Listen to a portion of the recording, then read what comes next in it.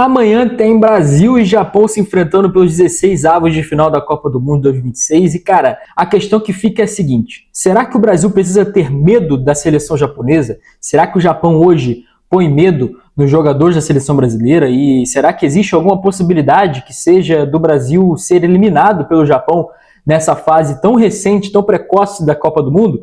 Essas e outras perguntas a gente vai tentar responder, obviamente, porque eu não sou nenhum vidente, obviamente, então ainda mais em Copa do Mundo, não dá para esperar nada, mas a gente vai tentar responder essas perguntas e outras nesse vídeo de hoje, beleza? Antes de mais nada, meu nome é PH Miranda, eu faço vídeos sobre esportes no geral aqui no YouTube, lá no Instagram e no TikTok também, então já me segue, os links estão aqui na descrição do vídeo, me segue lá nas redes sociais e se inscreve no canal também para ajudar a fortalecer o meu canal, beleza? Bom, primeiramente é bom a gente falar o seguinte, seria um casuísmo muito grande da minha parte se a gente utilizasse a última partida que o Brasil teve contra o Japão, né, no outubro do ano passado, como baliza para essa análise da partida de amanhã.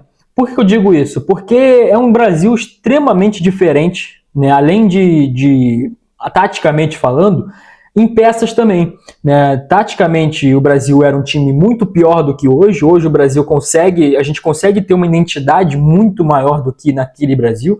Além disso, são peças completamente diferentes. E aí, citando alguns jogadores, é bom a gente lembrar que, por exemplo, que a linha de defesa do Brasil era Hugo Souza no gol, Carlos Augusto, Beraldo, Fabrício Bruno e Paulo Henrique. O Japão ele teve, no caso, né, um enfrentamento melhor do que a seleção brasileira nessa Copa do Mundo. Tá? É bom a gente lembrar que o Brasil enfrentou Marrocos, que é muito difícil, o Brasil conseguiu um empate, e é um empate justo pelo que foi a partida. Tá? O primeiro tempo o Marrocos foi melhor, fez um gol. No segundo tempo o Brasil foi melhor e fez um gol também.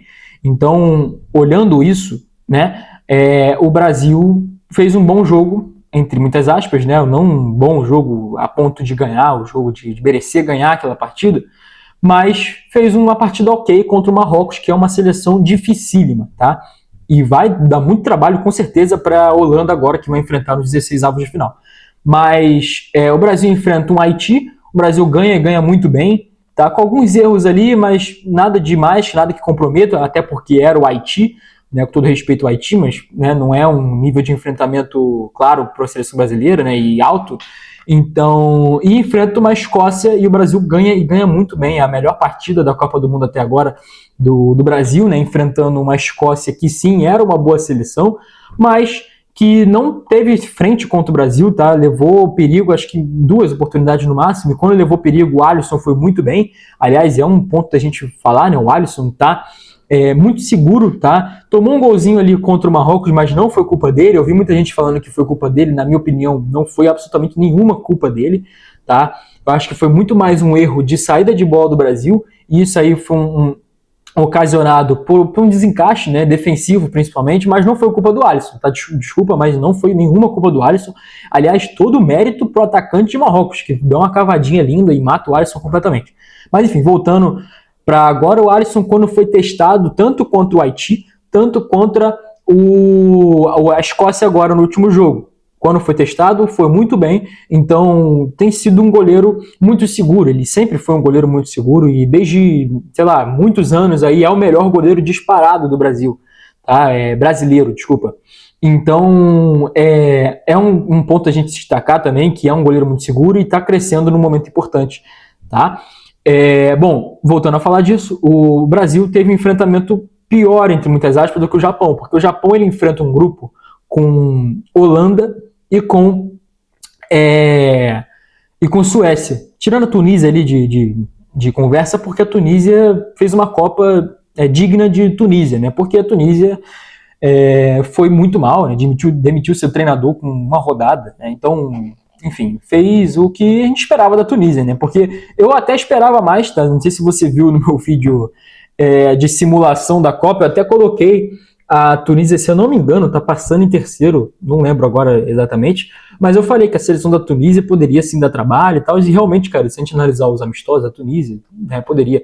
Mas enfim, voltando a falar de Japão e Brasil, o Japão, ele bate de frente contra seleções europeias de alto nível, como é o caso da Holanda, tá? Hoje a Holanda é sim uma seleção europeia de alto nível, e o Japão poderia sim ter ganhado aquela partida, mas acabou empatando por 2-2, num último lance ali, praticamente de cabeça, da Holanda.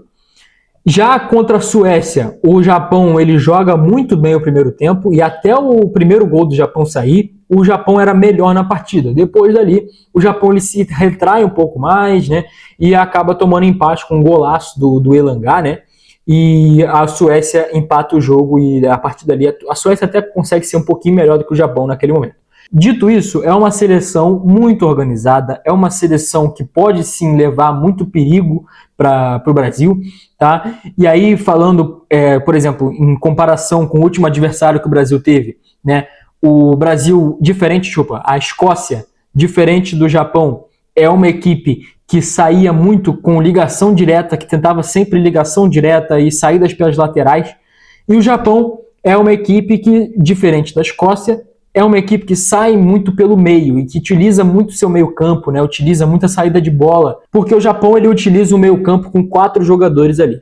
E aí, primeiro, os 2 volantes, né? O Tanaka e o Kamada são utilizados ali de volante, e mais à frente, o Maeda e o Doan.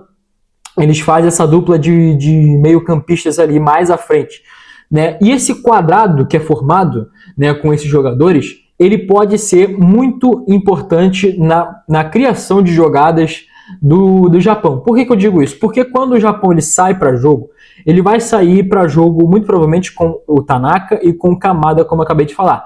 E com isso, o Bruno Guimarães e o Casemiro, que estão ali formados e, enfim, taticamente posicionados para marcar tanto o Doan quanto o Maeda, muito provavelmente, eles vão estar ocupados demais marcando o Maeda e o Doan, e não vão conseguir marcar o Tanaka e o Kamada, se utilizar essa tática que o Brasil está utilizando. Obviamente não vai, né? O Ancelotti deve ter isso em mente, obviamente, porque ele sabe muito mais de futebol do que eu.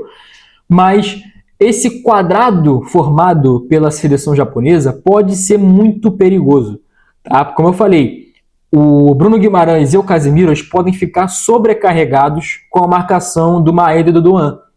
Isso pode fazer com que o Tanaka e o Kamada tenham superioridade numérica no meio campo, fazendo ali alguma jogada trabalhada e, enfim, podendo ter mais liberdade para atuar no meio campo do Brasil. O que o Ancelotti pode fazer para tentar inibir essa jogada no meio campo, né, essa saída de bola da seleção japonesa? A primeira opção que eu pensei, né, que eu tracei, é o Brasil utilizar os pontas, mas trazer eles mais para o meio, né? Tanto o ponta direita, que ainda não sei se vai ser, que pode ser o Martinelli, que pode ser o Ryan até, né, como foi utilizado na última partida, e na ponta esquerda com o Vinícius Júnior, muito provavelmente, ou até o Paquetá, tá, que tem jogado um pouco mais para a esquerda, né? E deixar o Vinícius Júnior e o Matheus Cunha mais à frente, para justamente fechar e ajudar essa marcação com o Casemiro e com o Bruno Guimarães, que eu acho que vai ser muito necessário essa marcação, porque essa seleção japonesa, como eu falei, é uma seleção muito organizada e muito pragmática. Então eles sabem muito bem o que eles estão fazendo, eles têm um padrão tático muito bem traçado e que, obviamente, o Ancelotti sabe disso e sabe muito mais do que eu do que estou falando. Então, esse 4-4-2 losango que o Brasil vai utilizar pode sim ter uma fragilidade que é essa que eu falei. Vai ser melhorada? Vamos ver como é que vai ser.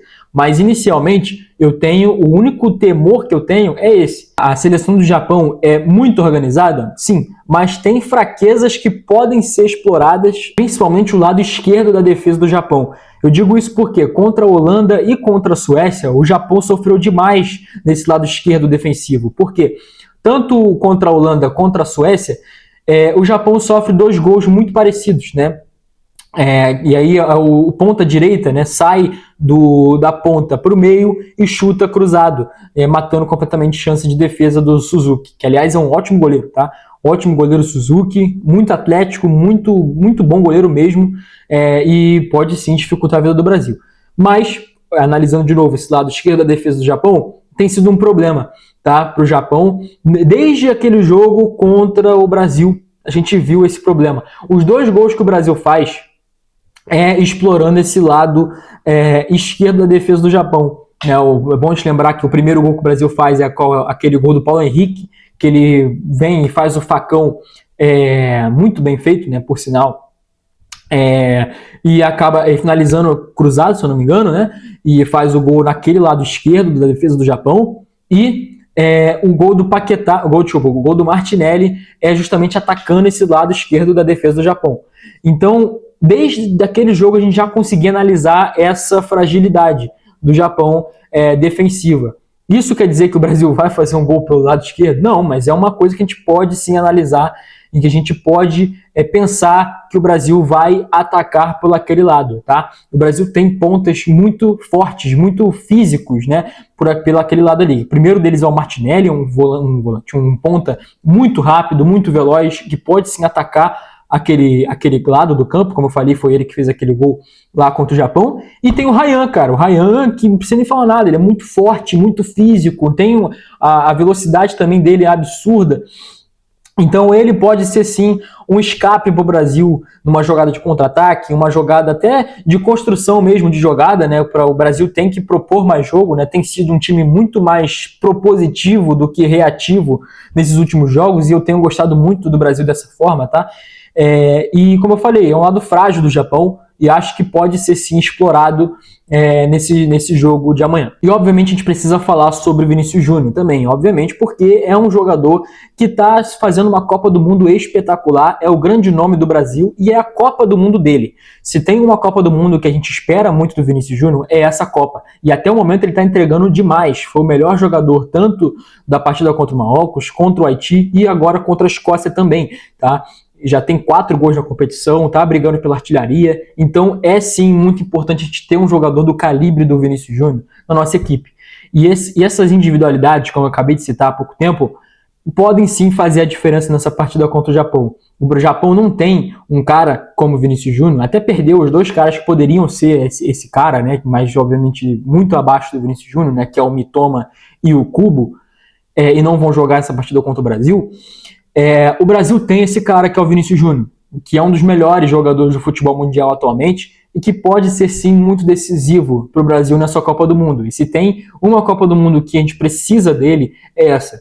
Cara, o Vinícius Júnior, ele tá jogando muita bola, tá um nível altíssimo de futebol, e agora, com um time muito mais organizado do Brasil, tende a ser muito melhor realmente. E ele tem esse fator decisão, ele tem essa individualidade muito forte. Então é muito importante a gente analisar, por exemplo, outras seleções que são dadas como favoritas, né? A gente tem a Espanha, a França, a Argentina, enfim, outras seleções tem esse cara, tem um cara decisivo, tem um cara que pode fazer a diferença. A França tem Mbappé, até tem outros, né? Naquela seleção francesa.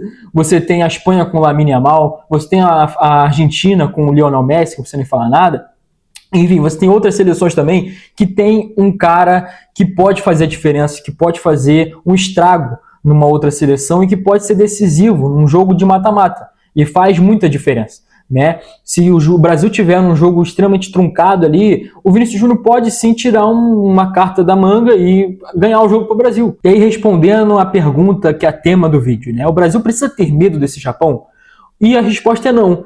O Brasil ele tem jogadores suficientes que podem ser muito decisivos contra a seleção do Japão e contra outras e contra qualquer outra seleção dessa Copa do Mundo. Hoje o Brasil está em viés de alta, o Brasil tem um futebol apresentado até o momento muito bom, tá, na minha opinião, e que pode ser sim suficiente para bater de frente com qualquer seleção dessa Copa do Mundo. Tá? Se a gente for analisar outras seleções, também tiveram jogos que foram abaixo, também tiveram jogos que decepcionaram.